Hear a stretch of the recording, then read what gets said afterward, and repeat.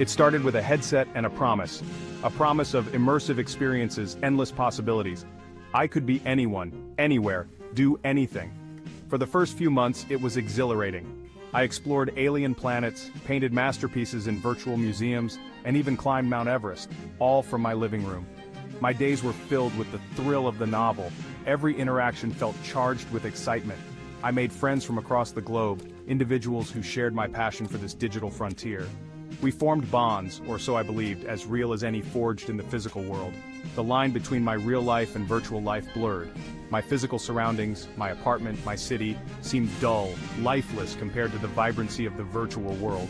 I spent less and less time in the real world, my connection to it weakening with each passing day. As the months went by, the initial euphoria of VR began to wane.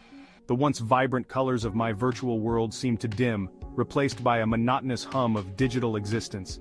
The friends I had made online, their avatars once sources of comfort and companionship, now felt distant, their interactions scripted and repetitive.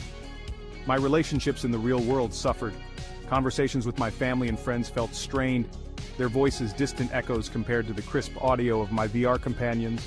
I withdrew further into my digital cocoon, shunning their attempts to pull me back into the real world. My work suffered, my social life dwindled, and my physical health deteriorated. My days, once structured around the rhythms of the real world, became dictated by the artificial cycles of the virtual one. I started experiencing severe headaches, my eyes constantly strained from the VR headset. My sleep was disrupted, haunted by fragmented images from my virtual life. My body, neglected and malnourished, had become a prisoner of my digital desires.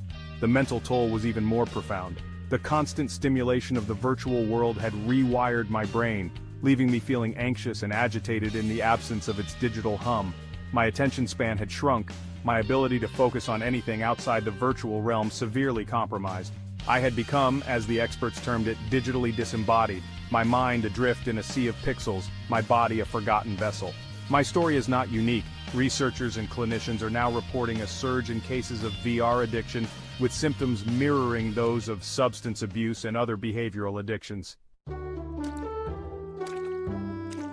The real danger of VR, as I've learned the hard way, lies not in the technology itself, but in our seductive desire for escape, for a world free from the constraints and complexities of our own. We risk creating a generation tethered to simulations, unable to cope with the messiness and ambiguity of real human interaction. We must proceed with caution, especially when it comes to our children. Their developing minds are particularly vulnerable to the allure of virtual worlds, their sense of reality still malleable and undefined. We must teach them to navigate these new technologies with awareness and responsibility. The future of our children, our society, depends on it. We must ensure that the virtual never fully eclipses the